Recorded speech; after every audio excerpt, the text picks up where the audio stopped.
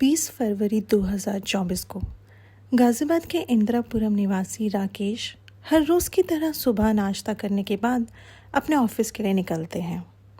उस दिन शाम को जब वो वापस घर नहीं लौटते तो उनकी बीवी को चिंता होने लगती है। वो राकेश का फ़ोन भी ट्राई करती हैं, मगर उनका नंबर स्विच ऑफ आता है।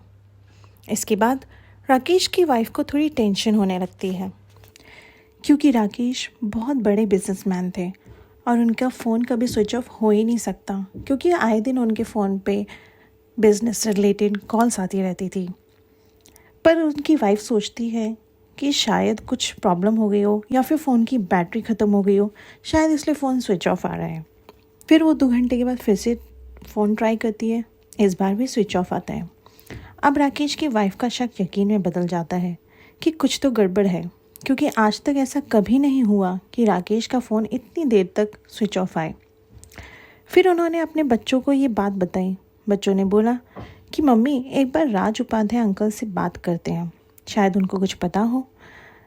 राज उपाध्याय, जो कि राकेश के बिजनेस पार्टनर हैं और बहुत ही गहरे दोस्त भी, वो लोग राज उपाध्याय को फ़ोन लगाते हैं और राकेश के बारे में पूछते हैं, मगर राज भी मना कर देता है कि उसको राकेश के बारे में कुछ नहीं पता।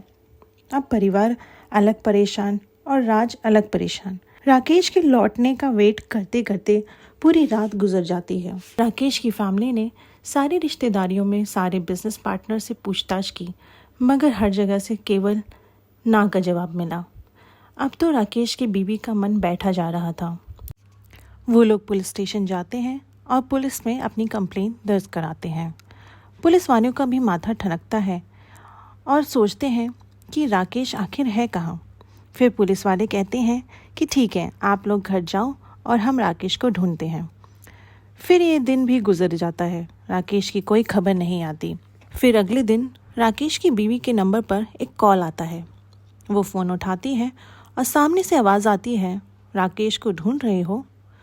अब इतना सुनकर राकेश की वाइफ के मन में उम्मीद की एक किरण जगती है कि शायद राकेश मिल गए।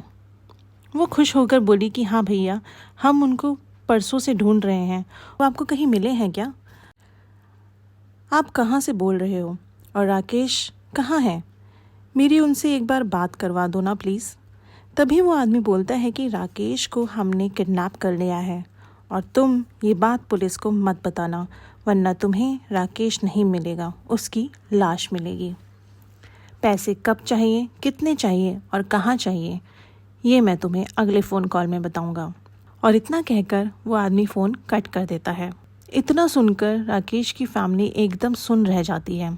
वो लोग कुछ सोच ही रहे होते हैं। एक बार फिर फ़ोन आता है।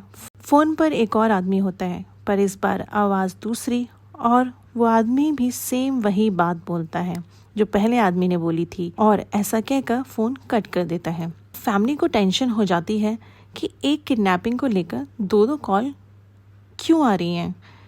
खैर, वो लोग पुलिस को इस बारे में कुछ नहीं बताते और एक दिन और गुजर जाता है। अगले दिन किसी का कॉल नहीं आता। अब राकेश की वाइफ को लगता है कि राकेश कभी किसी मुसीबत में ना हो, अब हमें पुलिस को सब बता देना चाहिए। और फिर वो पुलिस को सब बता देते हैं। पुलिस ने पूछा कि आपको कैसे पता कि राकेश किडनैप हो गए हैं? तो फैमिली मेम्बर्स ने बताया कि किडनैपर्स का कॉल आया था और उन्होंने बोला था कि राकेश का किडनैप हो गया है। पुलिस को कुछ मत बताना, वरना वो राकेश को मार देंगे। इसलिए हम लोगों ने राकेश की सेफ्टी के लिए आपको कुछ नहीं बताया। पुलिस ने फिर पूछताछ कि आपको किस पर शक है, क्या कोई ऐसा जिसकी राकेश से दुश्मनी हो? तो राकेश की वाइफ बोली कि सर, राकेश बिजनेस करते हैं और बिजनेस में कोई ना कोई कभी ना कभी आपका दुश्मन बन ही जाता है। आगे उसने 5-6 लोगों के नाम बताए जिससे राकेश की दुश्मनी थी। पुलिस ने उन सब से पूछताछ की, मगर कुछ भी हाथ नहीं लगा। साथ ही फैमिली वालों को और पुलिस वालों को एक चीज़ खटक रही थी कि किडनैपर्स ने अभी तक पैसों के लिए कोई कॉल क्यों नहीं किया। नॉर्मली किडनैपिंग के केस में किडनैपर्स खुद बताते हैं कि पैसे कब और कहाँ चाहिए, मगर इस केस में ऐसा कुछ नहीं हो रहा है। धीरे धीरे फ़ेब का पूरा महीना गुजर जाता है और किडनैपर्स का कोई कॉल नहीं आता है। अब पुलिस को लगने लगा कि ये किडनैपिंग का केस एक्चुअल में शायद है ही नहीं, किडनैपिंग वाली कॉल उनको भटकाने के लिए की गई थी। फिर पुलिस ने राकेश के सभी रिश्तेदार और करीबी लोगों के नंबर को सर्वेलेंस पे डाला और फिर उनकी कॉल डिटेल्स और लोकेशंस निकाली। उन सब में एक नंबर ऐसा था जो उस दिन 20 फरवरी को राकेश की लोकेशन के साथ साथ मूव कर रहा था, और वो नंबर था राज का, यानी राकेश के बिजनेस पार्टनर और उसके सबसे करीबी दोस्त का। पुलिस वाले इन सब चीज़ों को नोटिस करते हैं और इस पूरी छानबीन में उन्हें लगभग 4 महीने का समय बीत जाता है। तो अब पुलिस और वेट नहीं करती और सीधे राज को उठाती है और थाने लेकर आती है। उससे पूछताछ शुरू होती है और शुरुआत में तो राज उपाध्याय अपनी बेगुनाही का रोने लगता है, लेकिन जैसे कि हम सब जानते हैं, जब पुलिस की 3rd डिग्री पड़ती है तो मुर्दे भी बोल पड़ते हैं। फिर क्या था, राज टूट जाता है और फिर वो बताता है इस हत्या का राज। वो बताता है कि राकेश एक करोड़पति आदमी है। उसने एक ज़मीन जिसकी कीमत 20 करोड़ है, उसकी पावर ऑफ अटर्नी राज के नाम सिर्फ इसलिए करवा दी थी ताकि राज उसे बेचकर 20 करोड़ राकेश को दे दे, ताकि वो इन पैसों से एक नया बिजनेस शुरू कर सके। राकेश राज को अपने भाई की तरह मानता था, इसलिए उसने राज पर इतना भरोसा किया। मगर 20 करोड़ की रकम देखकर राज की नीयत खराब हो गई और उसने सोचा कि अगर राकेश की किसी वजह से डेथ हो जाती है तो पावर ऑफ अटर्नी उसके नाम होने की वजह से वो ज़मीन उसी की हो जाएगी। इसी लालच में उसने एक हॉस्पिटल के कंपाउंडर से दोस्ती की और उसे पैसों का लालच देके उससे बेहोशी की दवा ली। साथ ही उसने 5-6 लोगों का रैंसम कॉल करने के लिए ऑडिशन लिया। जी हाँ, उसने एक रैंसम कॉल के लिए ऑडिशन लिया और उनमें से 2 लोगों को चूज़ किया। उसने सोचा कि राकेश को मारकर रैंसम कॉल करवाएगा और सबको लगेगा कि राकेश का किडनैप हुआ है। फिर उस दिन 20 फरवरी को उसने राकेश को कॉल किया कि ज़मीन के खरीदार मिल गए हैं और वो एक बार आपसे मिलना चाहते हैं।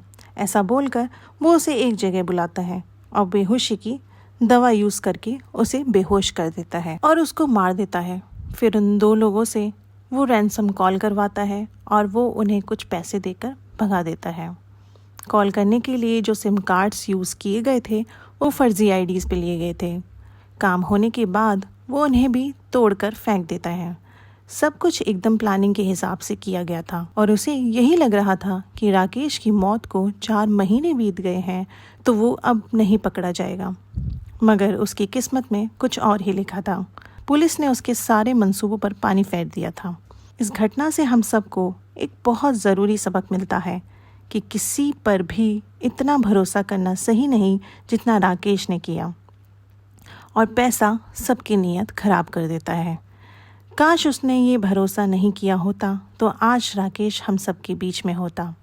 ऐसी ही एक और कहानी के साथ मैं आपसे फिर मिलूँगी। तब तक अपने और अपने परिवार का ध्यान रखें। Thanks for watching. Bye bye.